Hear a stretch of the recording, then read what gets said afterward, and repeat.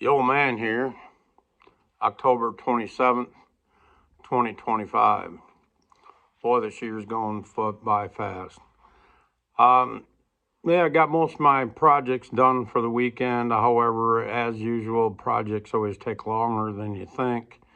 Started yesterday morning, 4:30 in the morning, got all my little stuff done, then worked my way outside and blah, blah, blah. And, got things done, had to cut some grass, chop some leaves, whatever. Um, go retrieve some firewood that I got at my sister-in-law's. She's just got a better place to store it than I do. And brought that home last night, wound up at finishing the evening up about 8:30 and just really exhausted and too late to do a video. I kind of planned on working on a video midday or so, and it just didn't come around. To see it going around, a lot of people will talk about how much gold and silver do you need? Well, that's kind of a crazy question because it really can't be answered. There is no real answer. It can't be. I can't answer it for you. You can't answer it for me. It's like saying how much wealth do you need? How much fun do you want to have? It's a number that you just can't put it on. I also get a lot of people ask me, what do you see gold and silver going to price-wise in dollars? Again, you can't put a number on it. It's just something, that you can't do.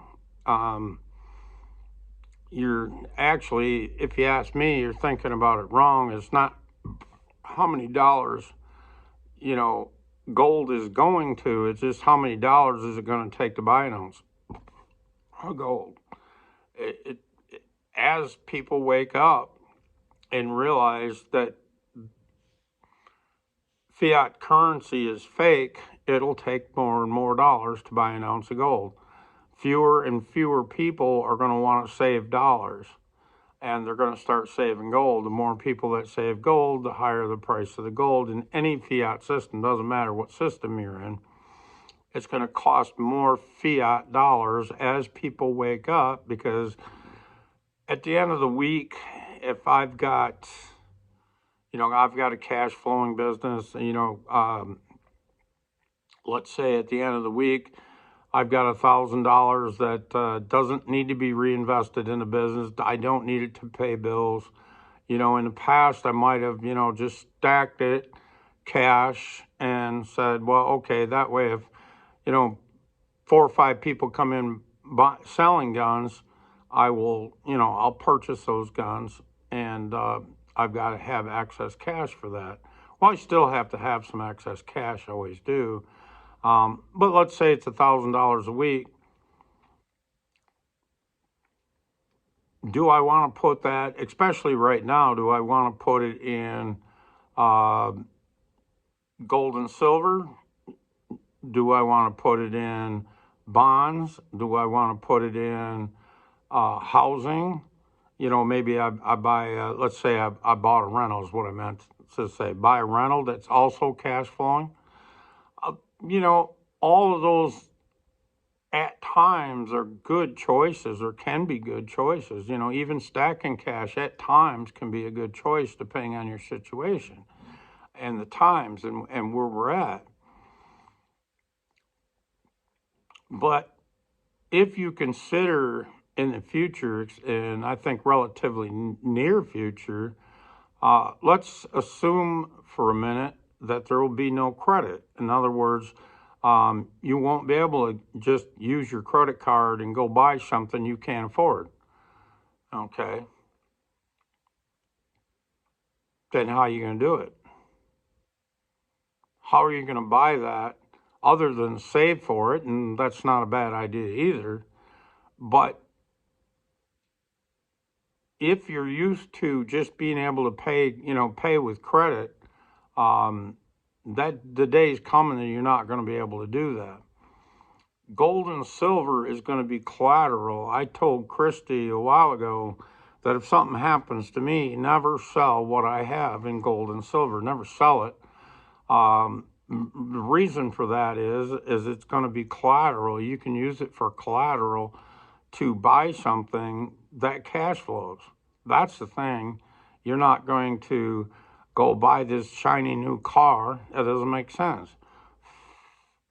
You're not going to, let's see, another way. You go on a vacation and just burn the money up. It doesn't make sense. You got to look not only for yourself, but you got to look for the future. Well, your future self, but you also got to look for your relatives, whether that be your nephews and for your sons and daughters and granddaughters, grandsons.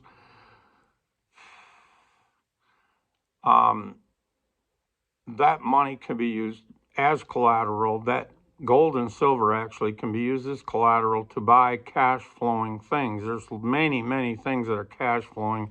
A lot of people focus on rentals. That's not me. I'm not a rental guy. I don't like dealing with the public in that realm, especially where the laws are all stacked in favor of the renter. In other words, the rentee gets screwed. They can trash it by the time you can get them out of there. So it's just not for me. It works for a lot of people, but it's not me. Maybe you can even buy, let's say, you could buy some acreage and rent that acreage out, for whatever purpose, anywhere from hunting, rent it out for hunting, rent it out. Some people rent it out for, let's say, vacation spots, whatever. It doesn't matter. But then there's a lot of things you can do to, buy something that cash flows. Maybe you buy, let's say a bobcat, and you can go do somebody's landscaping or help them with their landscaping, and that cash flows. Maybe you buy a dump trailer with that, and you move stone, you move dirt, whatever, and that cash flows for you.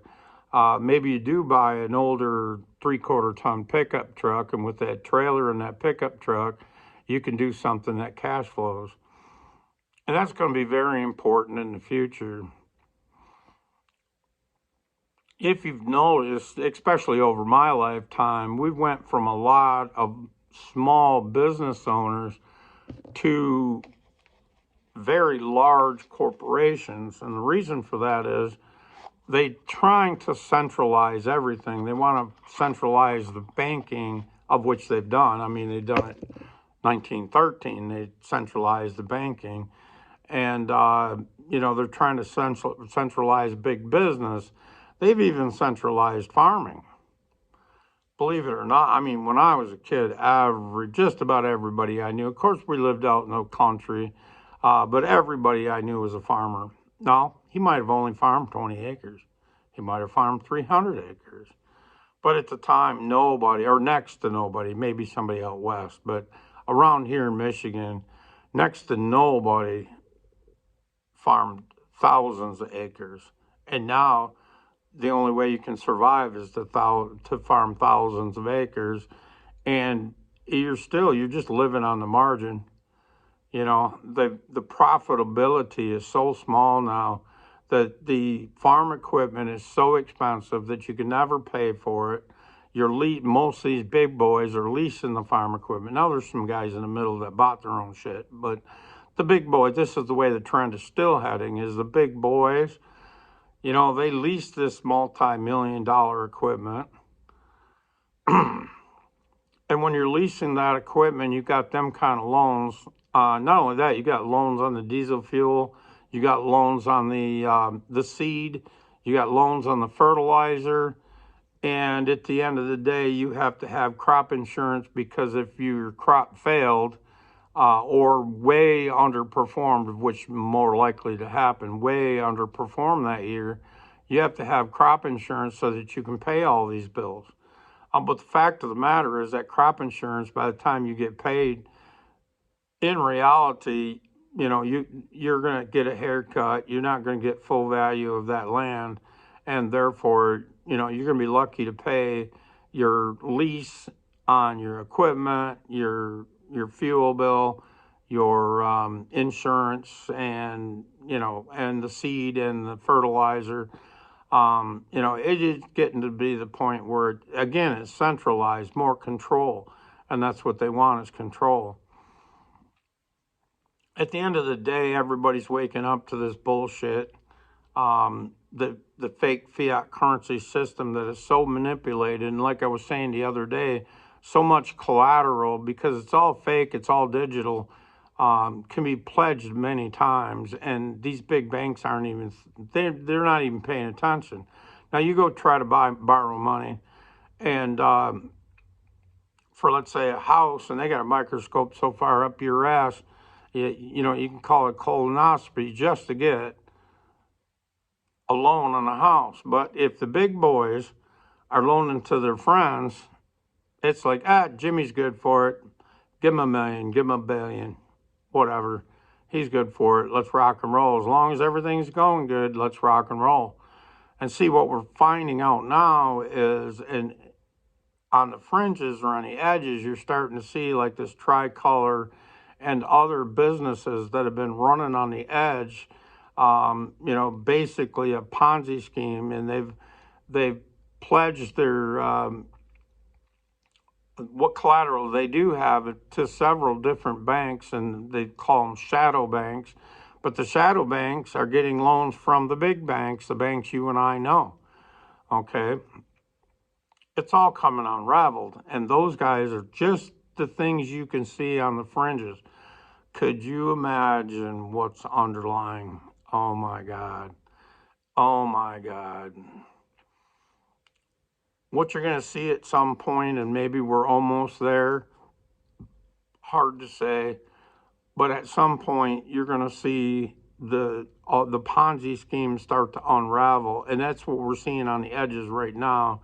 But at some point, there's going to be a total collapse of the Ponzi scheme. They're not going to be able to keep it moving anymore. In the past, I've talked about the Russell 2,000 companies, okay, that are tradable. They're small cap businesses, but they sell stocks, but of the last stat I seen about a year and a half ago was 48% of the Russell 2000 are insolvent, or what they're calling zombie companies. In other words, they can't even pay the interest on their loans. But yet the banks are keeping them alive, whatever that looks like, extend and pretend. They're keeping them alive because then they don't have to write them off their balance sheet. In the meantime, they're fleecing you the best they can. They're hoping for things to get better or be able to turn around the fact that everybody's starting to wake up and de-dollarize.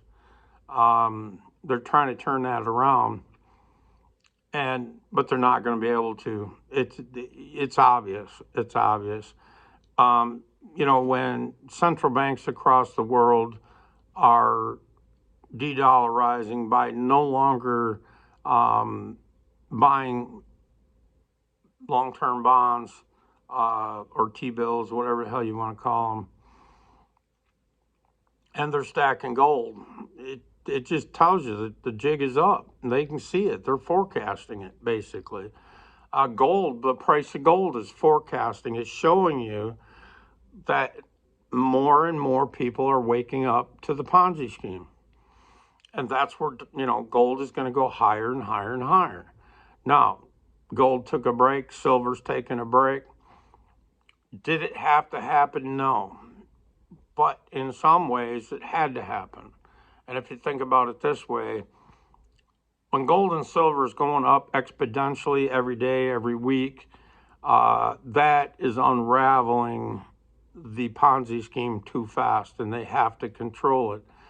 Even if Trump wants to bring you the truth, it's got to be a controlled demolition. It can only come so fast, or things come unraveled so fast that you can't control it. And at some point, they won't be able to control it. They'll just have to let it go. But as of right now, they can still control it in some ways. For new stackers out there, I know this is scary. If you bought silver, even if it was only a couple ounces of silver or a 10-ounce bar, at $54 an ounce, and now it's 47-ish an ounce.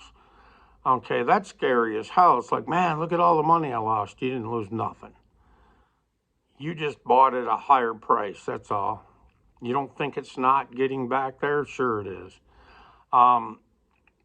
If you watch a lot of these videos, you'll see that all of these guys that, they're interviewing their dealers, and that the dealers are saying, stackers just came in and bought the dip. They bought the shit out of the dip. And even new stackers are buying. They don't even care about the COMEX. They don't care about in fact, they don't know nothing about it. They don't care about spot price of silver. They just know they need silver, and they're going in there and they're buying an ounce or two every week. It's not going to break them whether it goes up or it goes down. But what I want you to realize in the future, like I said, a year and a half, 2 years ago, I told Christy, never sell it. Use it as collateral to borrow money, and then but only borrow money for a business, something that cash flows. You don't borrow money like most people do to buy something you don't need, okay, or something that's depreciating the second you buy it and take it off the lot or take it out of the store.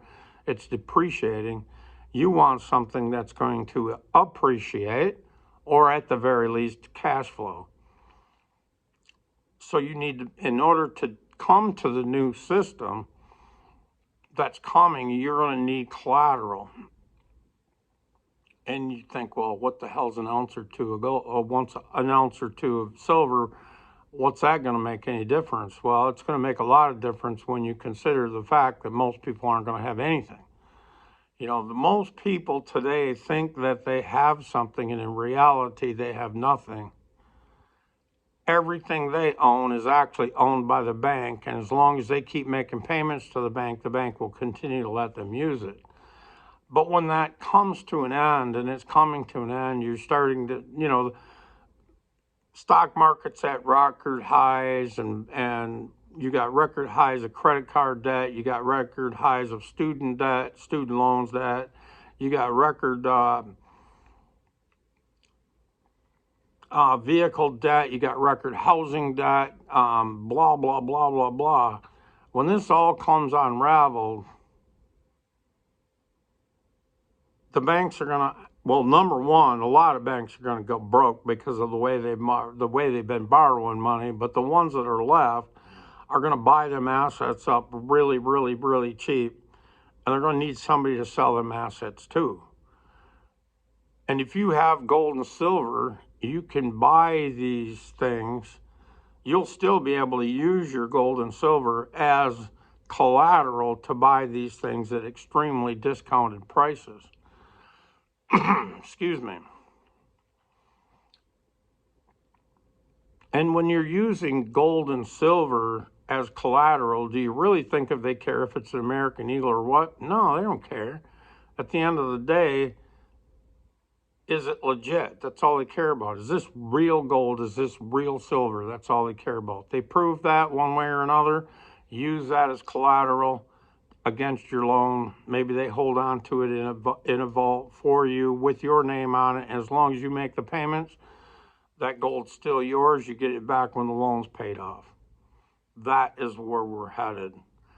I thought this a couple years ago, this is where we're headed in India. I've seen it now several places. I didn't want to talk about it until I seen it in several different places.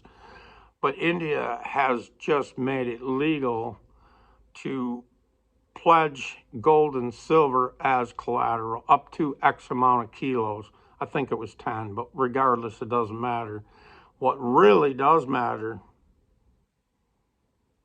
and I mean really matters, is that a 10-to-1 ratio with gold. They just instantly made silver money, and they made it $400 an ounce. If you can pledge it at a 10-to-1 ratio towards collateral for something that cash flows, that's $400 an ounce. And if you can buy that for anything less than $400 an ounce, and you are getting one hell of a bargain. When silver right now, spot today, is somewhere around 47 and change, and they're allowing that to be pledged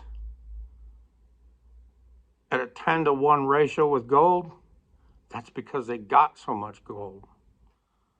Or excuse me, well, they've got a lot of gold too, but they've got so much silver that they're letting it be pledged 10-to-1. Oh my God, that is huge. But that's what's coming to the rest of the country. Forget about all this noise and bullshit.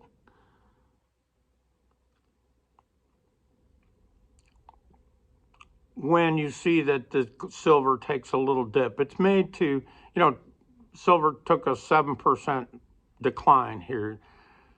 It ain't no big deal, but what it's meant to do in some ways, it's got several purposes, but in some ways, what it's meant to do is shake out the weak hands. In other words, if you bought a couple ounces of silver and it dropped by $5 an ounce or $7 an ounce overnight, you're like, oh, I ain't never doing that again. Exactly. But when you consider that that can be pledged 10-to-1 to gold, and that makes silver really $400 an ounce, and you're picking it up for 47 today, or even 50 with a $47 spot price, it's huge. But don't play the game and think you've got to have the coin of the realm or whatever. Now, I've realized in some countries that you're going to pay the value added tax or VAT. Okay, then in that case, if you're not paying a VAT and you got to stack the coin of the realm, fine. But for the rest of the world, where we can, or at least for the United States, though I can't speak for the rest of the world, like God only knows what all they're doing. But if you can buy whatever you want and you're not paying a value added tax and you're not paying a state sales tax, buy the least expensive or the let's say it this way, the silver with the least amount of premium. And right at the moment, that happens to be constitutional or junk silver. So many people need the clean, white, shiny shit. Well, let them be. Let them buy that crap. They're not going to stack near as much as you are. And it's all about collateral. In the future, if you have no way of using a credit card or credit, and all you have is your collateral, that's huge. Most people in the future, you can think of it this way, whether they call it a CDBC or they call it a damn stable coin or whatever it is, they're going to get paid in whatever, and they're even going to call it a dollar. That's fine. In a way, we're doing it right now. You get paid in dollars per hour. You get your tax statement, whatever, and X amount of dollars go into your account. Most people never see the dollar. They go spend the dollar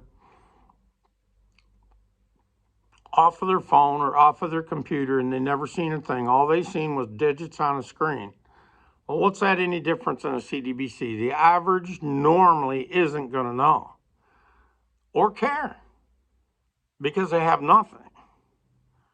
And they will continue to have nothing. In fact, they'll get less and less.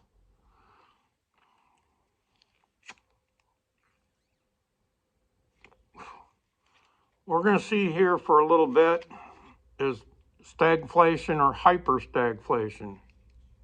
One way or the other, it sucks. Stagflation basically means the price of the things you need: housing, a roof over your head, heat, electricity, food, gas to get to work, are all going to go up again.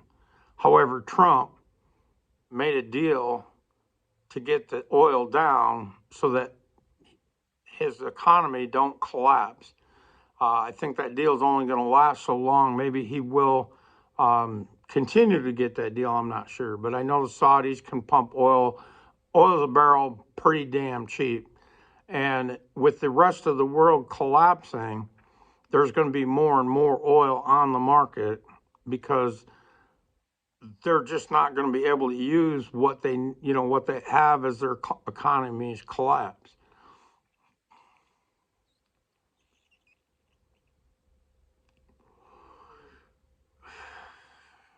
Ours will rotate.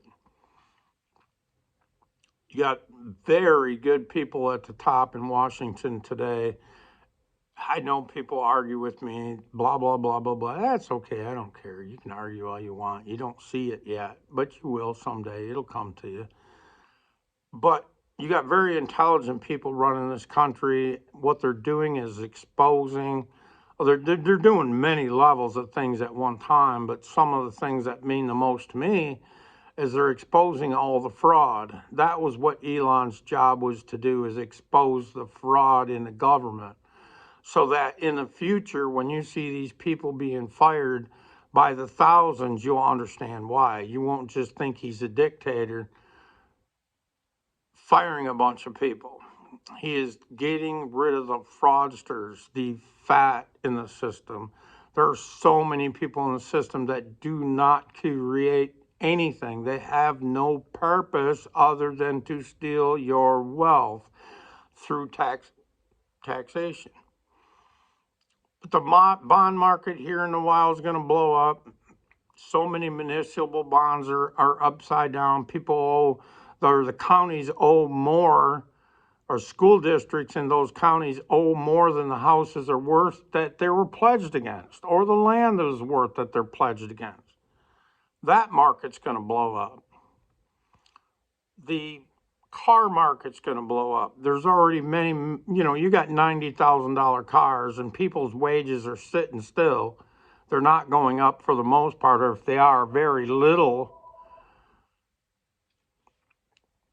And yet these trucks are still $90,000 and you're going to try to borrow money. How the hell can you do it? You can't. You might have been able to buy that $90,000 trucks while everything else you were buying was cheap. But now that your wages are sitting still, the price of everything you need is going up. How are you going to buy a $90,000 pickup truck? You're not. You're not. And as things wind, the Ponzi schemes unwind, banks are going to be less and less likely to borrow anybody money towards that $90,000 pickup truck. It's going to be a little bit of pandemonium, if you will. But again, I think it's very important to realize that you got the right guys at the helm in the U.S. and we'll see how the rest of it plays out. But Europe is going to crash. That's going to be kind of ugly. Don't like to talk about that too much either, because there's a lot of people in Europe that even watch my channel that just don't see it coming, don't want to believe it. But whatever. I think some do, some don't, whatever, just like here. But we'll see how it all rolls. At the end of the day, if you're a new stacker, I recommend you get on some sort of a regiment. But even if you're an old-time stacker, maybe you already know this, and you probably do, that get on some sort of a regimen. If you've got $50 a week extra to save for yourself in the future, then go buy whatever $50 will buy you, but buy the lowest premium silver you can get. And right now, mostly that is constitutional silver. The best part about that is you don't have to walk in and buy an ounce, and an ounce costs you $54. You can walk in and buy 3 or 4 dimes or a couple quarters or whatever you can afford. That's the thing. If your budget is 50, buy what you can in constitutional for right now. If your budget's 100, then buy what you can in constitutional right now. Remember, that's not only that is a country minted coin that's recognized everywhere in the world. That's one of the most important things. But also remember that it's hard. It's not that you can't fake it. It just doesn't make sense to fake it until you get up into the Morgan dollars. Like I said, the Morgans can be fake. There's a lot of fakes out there. And if you stack in a bunch of Morgans, that's fine. If you know what you're doing, that's fine. But in the future, if you need to transact with those Morgans, there's going to be skepticism as to whether they're even real or not.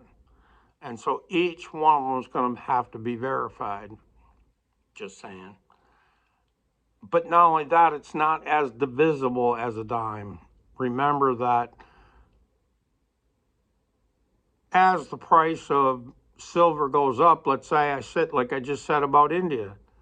Let's say silver does go to $400 an ounce. In today's terms, the dollar is going to change all the time. But let's say in today's terms, it's worth $400 an ounce, pledging it against something that cash flows. And you only got 1 ounce, and you want to go out there and buy something with that ounce, and it only costs $10. How does that look? How does that work? Is somebody going to have change for that ounce? Hard to say. But let's say you want to go out there and buy something that costs $10 right now. That's like roughly, this isn't exactly true, but roughly 3 silver dimes. That makes a lot more sense than getting rid of your 1 ounce of silver. So keep that in mind. That constitutional is, at the moment, this will change as well, the least expensive premium, or one of the least expensive premiums, but yet you're getting not only a sovereign minted coin that's recognized across the world, you're also getting fractional silver.